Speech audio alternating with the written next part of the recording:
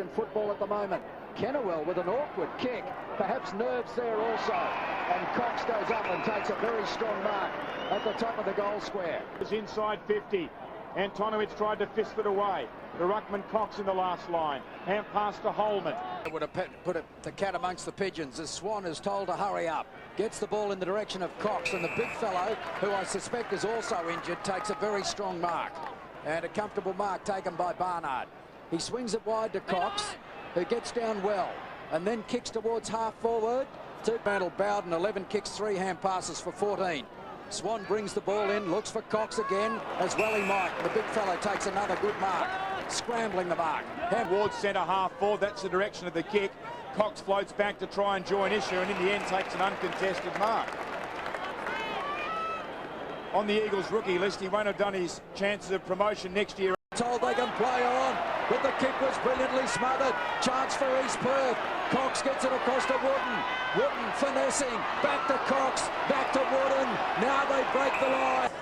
But as Glenn said, East Fremantle are living on the edge here. He goes up to the half-back line and finds Cox. The big fella takes the mark on the 50-metre line. They've got a few players loose, one of whom is to Spalding, who thumps it inside 50. Cox up and takes the strong relieving mark for the Royals. Just no support there for Tregenza that time. He was outnumbered 2-1. Port gets it towards Willison. Willison's down again. It comes eventually to O'Brien, who gets it to Cox. Cox swings it out wide where Wooden is unattended. East Perth, the team heavily back to win. Cox wins it down in the middle. As the ruckman McGregor, in his first season of senior football, opposes Cox in his first season. McGregor and Cox. Cox holds McGregor at bay, wins it 1958, the last time these two teams met in a grand final. Cox wins it down again. Goes through it again. Cox wins it down. Cicerello into heavy traffic. Slung to ground by Cox. With Wilson and Hutchinson prominent, they're two major goal scorers. East Perth's two major goal scorers. Stem that pace somehow, quell it somehow. Cox with a decisive ruck knock again. It was probably a lazy kick in any case. The signal to the bench. Crooked bounce by the field umpire. Favoured Cox, who wins it down. Wooden. The margin is now out to 35 points as Cox wins the ball down to Perry, now Wheatley. He's up against Cox in the centre. Cox taller, wins it down. And that must be taking a heavy toll on two key players. The ball bounced not far away from the centre circle. Cox won it down for East Perth at the back of the pack. 15 wins, 3 losses.